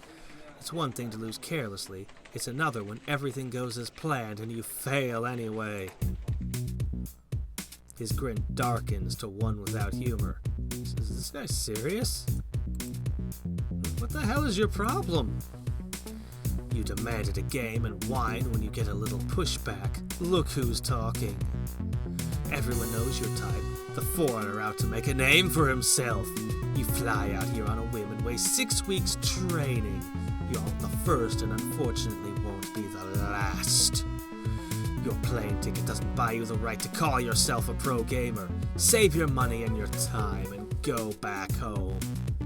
This is that moment in VGA High School where they smash the keyboard and fling it into the dumpster. Only less dramatic. I feel the heat rise to my face, half in anger and half in embarrassment. I've never dealt well with confrontation. Before I can say anything else, Chet steps out from around the corner and cuts between the two of us. Still great at making friends, huh, Bolt? He glances between the two of us, surprised. After a moment's pause, the so-called Bolt seizes back his smirk and meets Jet with a step forward. Been a while, hasn't it? What's a supposed Star League champion doing with trash like this? Bolt looks past her and tilts his head towards me. I take a step towards him, but an open palm from Jet stops me from going any further. Maybe I shouldn't be surprised. Jumping ship to a scene bloated with foreign money has its upsides, but it won't be long before you forget the dignity of a pro gamer. Dignity of a pro gamer, huh? You make it sound so distinguished. You've changed for the worse and don't even realize it. How sad. Shouldn't be much longer until the KPGA finally accepts there's no future in Brood War. You're smart enough to know what happens then. But hey, the scene could always use more casters. What's wrong with being a caster? Nothing wrong with being a caster. Whatever you say. For the record, what excuse did you give your coach for another day off? VIPs are a little more lax than Shock T1, but I might want to borrow it someday. I'm sorry, can I read that sentence again? VIPs a little more lax than Shock T1, but I might want to borrow it someday? Borrow the excuse, I guess?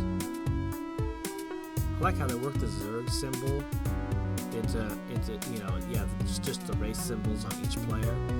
So the glossary is not going to help me with this one. The time I run into a sentence that literally I can't comprehend. We'll just assume that the pro gamers are speaking on a level that's above me. At that, Bolt scowls. Jet doesn't waste time opening and strikes again. Don't worry. Dong Sang? Your secret's safe with me. Run along now. I'm sure you've got coins to flip for something. What the hell are you even talking about anymore? Hey, how's it going? I literally have no comprehension of this sentence. A standoff lasts a moment longer before Bolt lets out a lazy shrug, instantly killing off the intensity of his expression. I've got better things to do than offer advice to a mouthy chobo. Do what you want, kid. He thumbs his nose at me and returns to his station without another word. As soon as Bolt's out of sight, Jet takes my arm in a vice and practically drags me away. You had the game won. What the hell was that? An SCV pull at 15 minutes? Is that what they teach you in the NA servers? Even after a heated confrontation, her concern is with the match before anything else. I almost laugh. My drops crippled him. I thought it would be enough to end the game. So build units for 2 minutes and then roll in. Don't be so damn impatient. Your upgrades were too late. Oops, I got it again. Her pointed critique diffuses the tension from moments prior, even if it doesn't exactly make me feel any better. When she's done going through my long list of mistakes, Jet flicks a hand toward the PCs. Come on, cue up a game against me.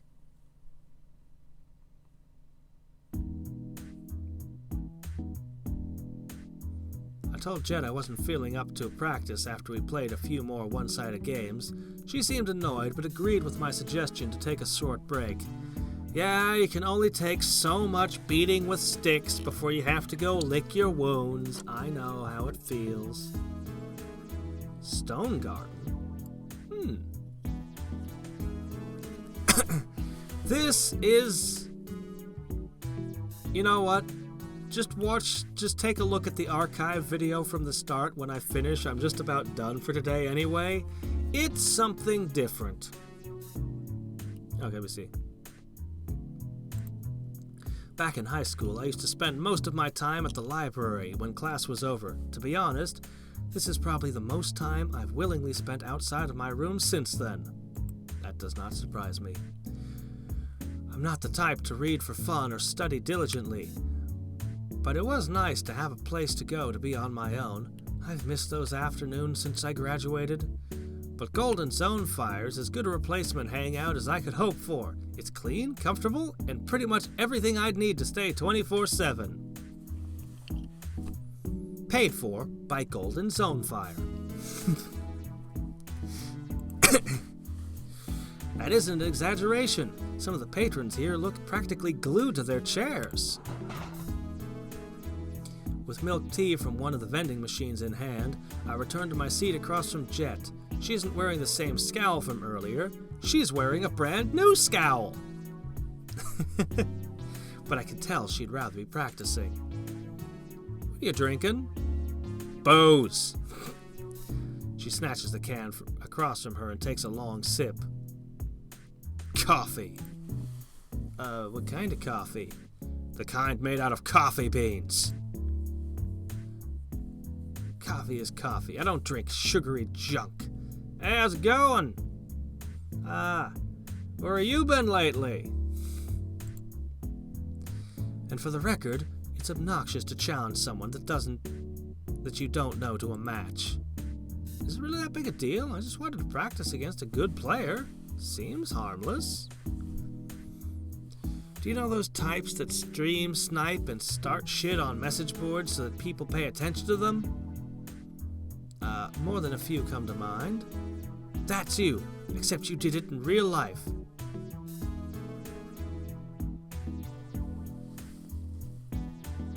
See, I don't know about Starcraft 2 etiquette. I know about martial arts etiquette.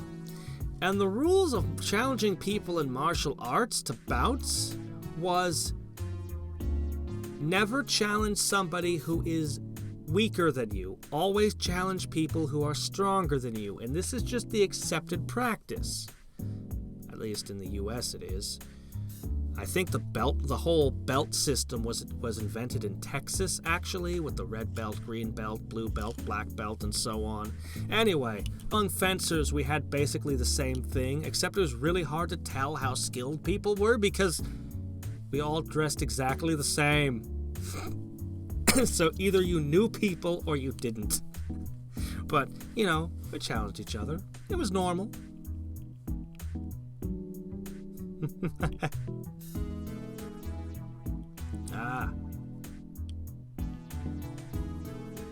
Stream sniping? I've never heard of stream sniping. Oh wait, you mean playing against another person and then watching what they're streaming so you can see their screen. Oh, okay. I mean, if you're streaming, you should just accept that that's a possibility that can happen to you. Anyway. Got me some slack. How do you know that guy anyway? His name is Bolt? Yes, he plays for Shock T1. Shock, huh? Bolt must be a new recruit. I haven't paid much attention to them or any other Brood War team since Starcraft 2 came out, but he definitely wasn't in the roster a year ago.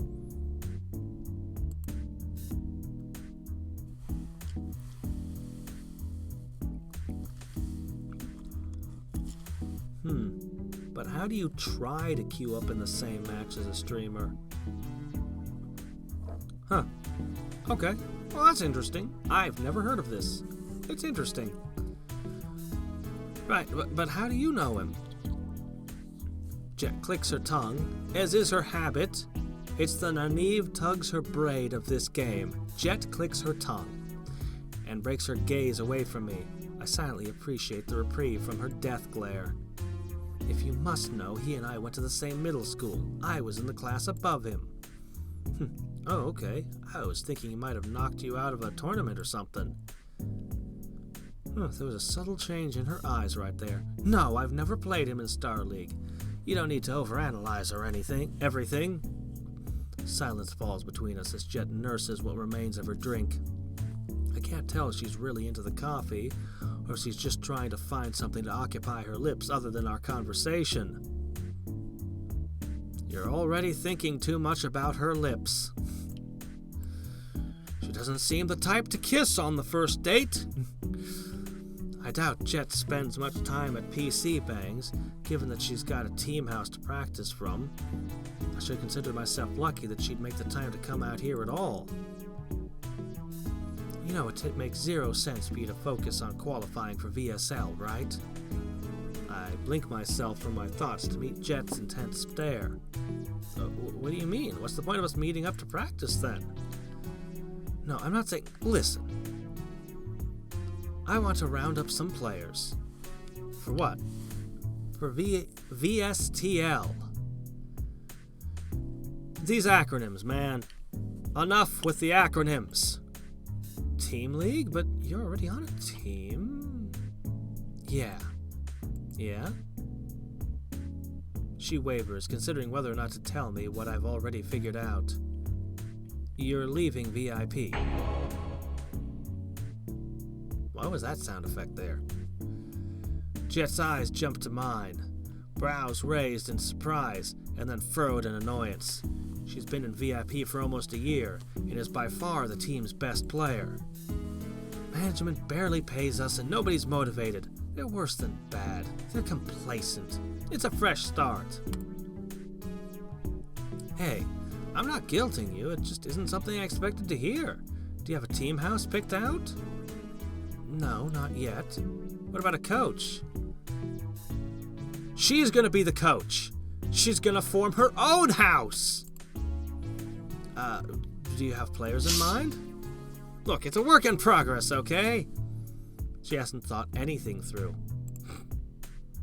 She's not the type to think things through. She's a reactive player. I edge away from her glare and raise my hands defensively. Okay, I won't ask again. For a while, silence. Jet does her best to avoid eye contact, but I can tell she's thinking hard about something. Just as I'm about to rise and replace my milk tea with another, she speaks. You know about all those new foreign teams popping up recently, right? No, I don't. Tell me more about them. Isn't it strange? They're worse than almost every Korean squad, yet most of them have more sponsors. Well, there are a lot of eSports fans outside of Korea these days. People want to support their hometown heroes. I don't think it's that simple. What? Where would the money come from if not the fans? Idiots. What? Idiots. Idiots that call themselves investors. Idiots that throw away money, keeping mediocre players afloat because it makes them feel good inside for whatever reason. Well, she and Bolt agree on one thing at least. Okay, are you gonna find some idiots to sponsor you? No. Well, why not? What's wrong with idiot money? She takes a moment to consider her answer. No, it wouldn't work out in the end. Well, you gotta get money from somewhere. Or are you planning on working a job? Or maybe just make all your money by winning tournaments. What I'm getting at is that it's too much of our scene ignores the foreign fan base. It's a huge mistake. Well, there's a time zone difference and a language barrier. Also, I don't know if you know this, a lot of foreign fans don't find Korean players entertaining.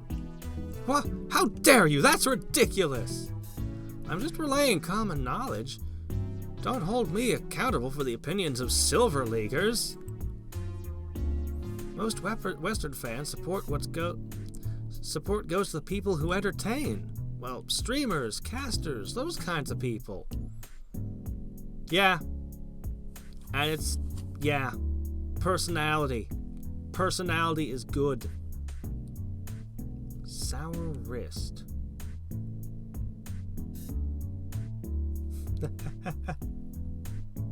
I actually started with the NES. The Nintendo Entertainment System was my first console. So, no, I didn't have the Atari wrist thing. We did actually have the NES Advantage, though. The big controller with the joystick and the two big buttons and the turbo buttons. Oh, those were such a cheat. Just being able to click it down and just like, haha, turbo! Yeah. I haven't seen it. Well, actually, I saw they started remaking the NES Advantage for the Wii, I think it was. I saw it at a store once, and I was like, holy crap! Somebody remembered that thing exists! Oops. The most famous players in your scene aren't the best? That's appalling! Well, you heard it here first. It's appalling not to be the best! Hey, don't pretend like Brood War didn't get famous on the backs of dudes who look good on camera. If the PC Bang was the ship, then fangirls pulled the oars. That's different. They were pretty and skilled, not one or the other. And show some respect. Those dudes are the only reason you and I are able to have this conversation. The sharp response and equally sharp glare suggests that I shouldn't argue the point. Jet knows better than I do anyway.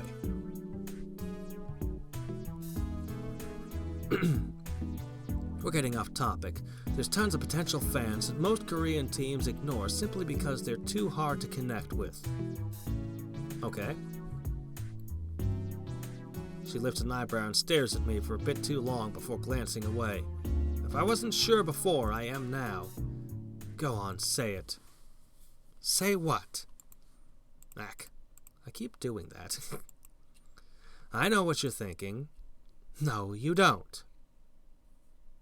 Let's get an argument about what she's thinking. She's thinking about cheeseburgers and milkshakes.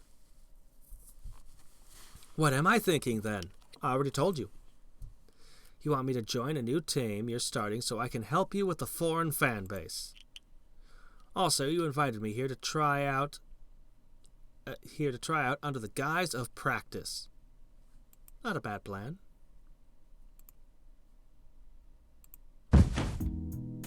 Jet slumps back into her seat, defeated. I fight a losing battle against the urge to laugh. Don't look so smug. Ugh, dealing with team management. You could always hire a manager. Before we have any players, I should just keep my head down and practice. No, don't do that. I think it's a good idea. You're just saying that because I gave you an offer. Maybe, but hey, if you go through with this, I'll do whatever I can to help. How are you the one convincing me to go after my own idea? Damn it! She chews her lip, likely considering the harrowing risk of leaving her team. I can't make any commitments until we have at least some other players. It'd be stupid of me to move out of the VIP house without everything lined up. This is something I've been thinking about for a while, even if I don't have every detail hashed out yet. I want to keep overhead low and practice time high, lean and mean. She aims a finger at me, her dull nail a hair's breadth from my nose. If you're going to be part of this, you're going to pull your weight. You can start by searching for other players, unless you'd rather find me a coach and sponsor. Finding the sponsor sounds more interesting. I'll take that one. I cringe backward and raise my hands. No, I'll leave that, doggone it. I didn't get the choice. Yeah. There is, and you can hack them. I've got the hacked NES back over that way with ROM hacks and things put on it. It's awesome. It doesn't ship with enough games, honestly. The SNES Mini can also take all the NES games if you hack it. Yeah. The Great Guiana Sisters was pretty awesome, yeah.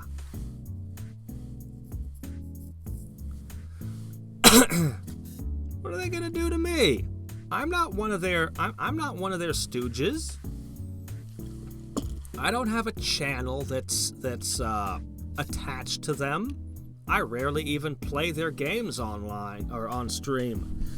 Good grief. And they keep claiming ownership, copyright ownership of games they didn't even make when I stream stuff.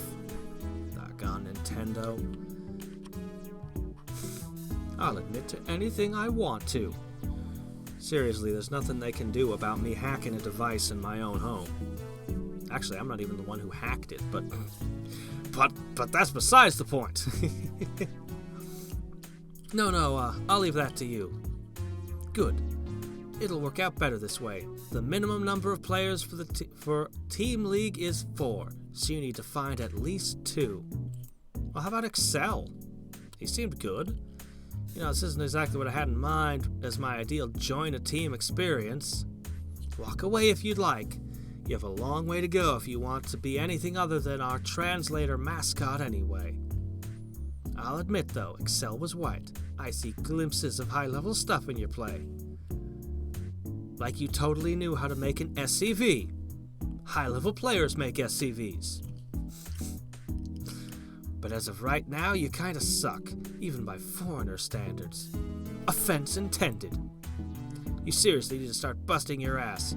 Coming to Korea is pointless if you're still practicing Western hours. Well, whoever claimed Jet wasn't honest. I'm gonna work you and everyone else like dogs. If this team comes together, I won't be happy with anything less than the first place at VSTL. Like how the moment she starts referring to everybody else on the team as dogs, she starts gritting. This says entirely too much about her. I think we should go date somebody else. Well, I appreciate the chance. I offer a smile that she's quick to match. If we're going ahead with this, I've got a lot of stuff to do. The deadline to register for Team League is 2 weeks, so we can't afford to waste time. Get moving on your search. I wonder if I have options and choices as who I picked for the teammates. I want to hire a back alley hobo who's never seen a computer in his life. No, we can train him. We can totally train him. Don't worry, we'll feed you and give you a warm place to sleep. You just have to play this computer game for 23 hours a day. Alright, catch you online later. When she's gone, I fall back into my chair and take a deep breath. Jet just asked me to join her team. I pinch my forearm and judge the sensation that follows. With that, my disbelief dissolves into contemplation.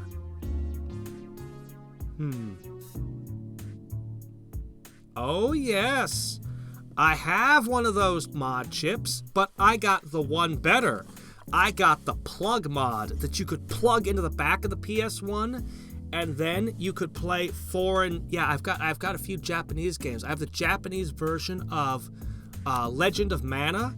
I mean, I love Legend of Mana, but they cut random content out of the game for the English release, and I don't know why. There's a lot of games that got random content cuts. I also have Star Ocean 2 in Japanese. I forget if there were any differences between the US and Japanese versions of that one. I mean, other than the voice sets, of course. The voice acting was, of course, different. Except for 1 or 2 lines that they randomly kept. But that's besides the point. Yeah. The thing about the plug mod was that it was not compatible with the DualShock, which was the last PlayStation released. They removed the port that it plugged into. So you had to have a C-type PlayStation. I mean, an A or a B-type were compatible as well, but the A-type was kind of crappy. It didn't run very well. You wanted a C-type. The DualShock, there was no advantage for a DualShock versus a C-type, except that they ripped the parallel input-output off of it, so... that was frustrating.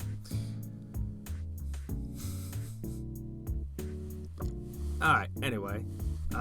Yeah. I also had a friend back when who had the mod chip soldered in, and he had just started copying, like, every PlayStation game. He had, like, every PlayStation game illegally copied.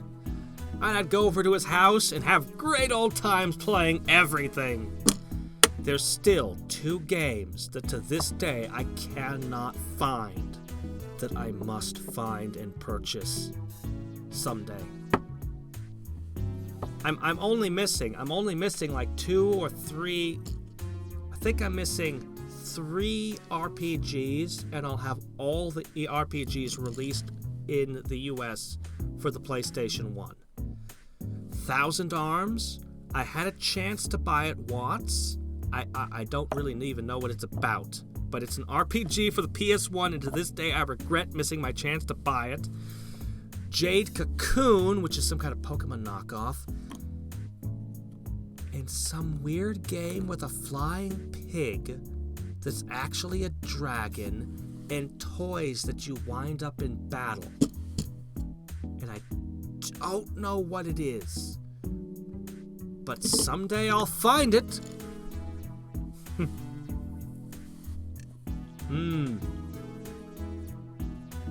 Yeah.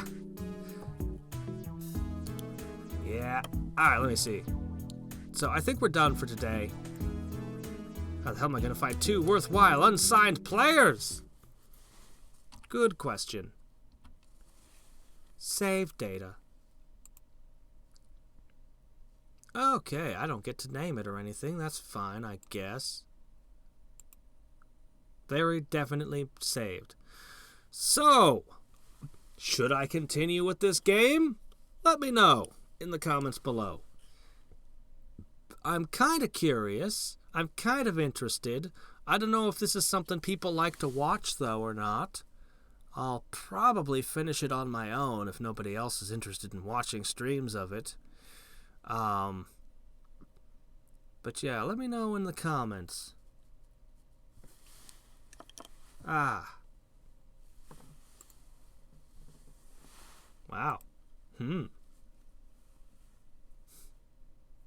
Yeah, well, yeah, kinda. You came late. It's okay, though. There'll always be another stream. Wow, the game crashed. Sometimes games, when you exit them, they just kind of crash. It's not really a big problem if you're exiting the game anyway, but it always struck me as a smidge odd. So, anyway, I guess until next time and every time, this is Hadriex signing off. Bye.